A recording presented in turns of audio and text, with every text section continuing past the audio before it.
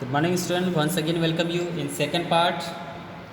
First division of work we studied in previous part. Now, second, authority and responsibility. Authority and responsibility. So, authority means power to take decision. It means power to take decision. Okay, who will take a decision? So it is authority and responsibility. It means obligation to complete the job assigned one time.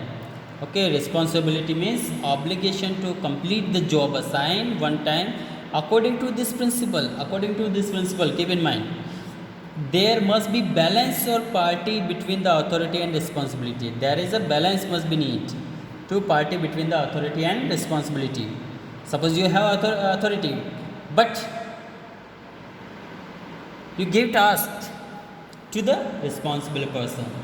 Okay, excess of authority without matching responsibility maybe bring negative result. Okay, so suppose you are authority, but you give this work to the particular any people, so he is not responsible people. So result will be effect, and result will be bring a negative result. And excess of responsibility without matching authority will not allow the worker to complete his job on time. Without authority, worker will not work either give the result on a complete on his job time. For an example, we take from our for an example we take example in our class. Suppose there as teacher is not available, so a student will not give their best result. Okay, so there is authority. People must be need for the organization to get a best result. Okay, now for an example, if another example given in this book, for an example, if a person is given responsibility to produce 100 unit in a week, 100 unit in a week means suppose a book publishing, so 100 book we need in a week. So, but he is not given authority to purchase the raw material. So, he is not given authority to purchase raw material. If there is no raw material available in the storeroom, as a result, he could not complete the target producing 100 unit on a time. Okay, the worker could not be blamed for not completing on a time because he was given only the responsibility and not the matching authority to carry on the work. Okay, excess responsibility with less authority result is a non-completion of a job. So there is a both authority and responsibility must be needed to get a accepted result. Okay, there are also some positive and negative effect of this principle. Positive effect, no misuse of authority. Okay, and second, help in meeting the responsibility on a time without any delay. Some negative consequences of this one: first, delay in work or incompletion of work due to the less authority. Okay, with the less authority, delay in work. Second, misuse of authority due to excess of authority. And third, overburden with the work with the excessive responsibility.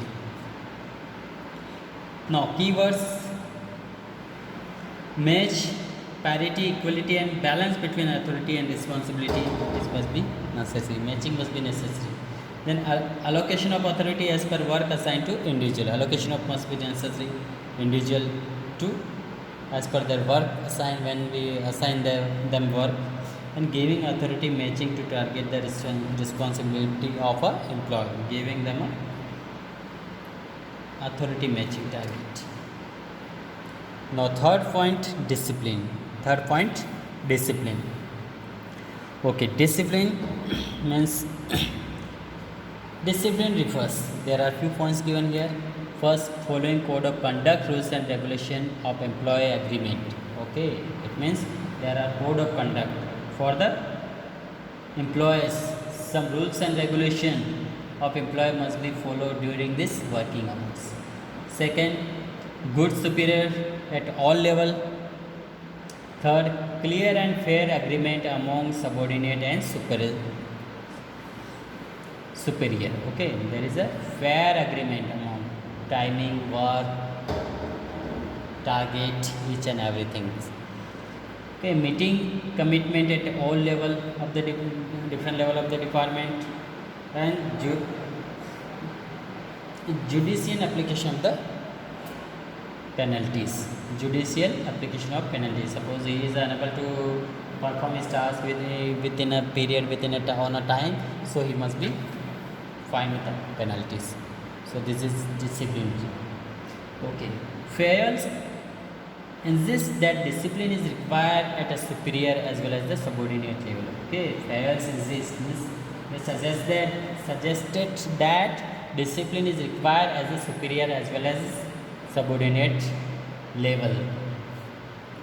The disciplinary rules shall not be applicable only subordinate but discipline. Okay, this is not applicable only for subordinate but discipline also. Require good superior at every level, clear and fair agreement between the superior and subordinate. Judicial application of the penalties. For an example, the employees must honor their commitment toward their organization. Okay, employees must be honor their commitment toward their organization by working effectively and efficiently.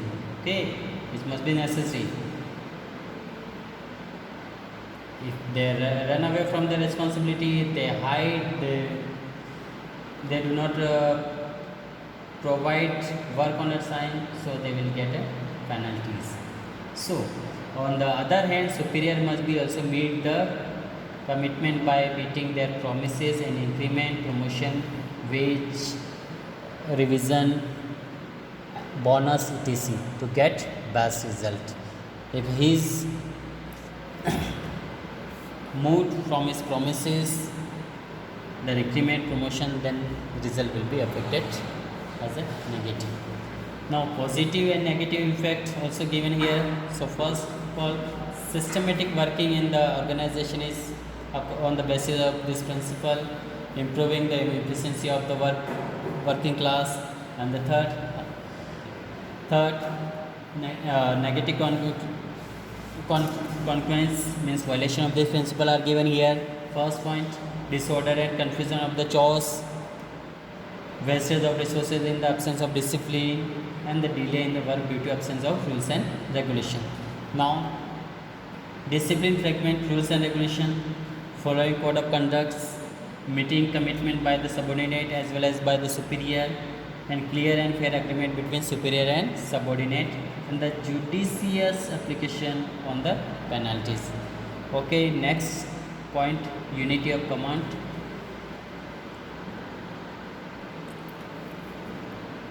Now, fourth point, unity of command.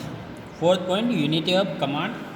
It means according to this principle, this is fourth principle given by Fayles. So, according to this principle, employee should be receive order from one boss superior and should be accountable to one superior only, because if he receive order from more than one boss, he will get confused. Okay, unity of command means according to this principle means employee should be receive order from his boss, his top level management, superior, and should be accountable to one superior only, because if he receive order from more than one boss, then he will be get confused and will not able to understand that whose order must be executed first and whose order is correct. So for an example, if employees a production department is asked to go slow in production to maintain the quality standard by the production in charge, and sale in charge instruct them employee to fasten the production to meet the pending orders. Okay, there are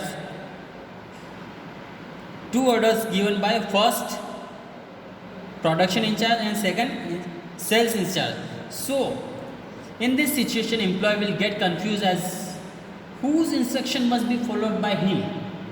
Okay, so unity of command must be necessary. Only one boss, one manager will be give order to their subordinate. If there are two people, then 100% result will be effect as a in negative way. No confusion in the mind of subordinate, positive. Suppose one people give boss gave one manager gave order to their subordinate, so there will not be no confusion and no ego clash, and improve the efficiency in working. And some violation of this principle, it may be use negative points of this principle. First, confusion in the mind of employee. Suppose there are two boss, so 100% confusion will be arise in the mind of employees.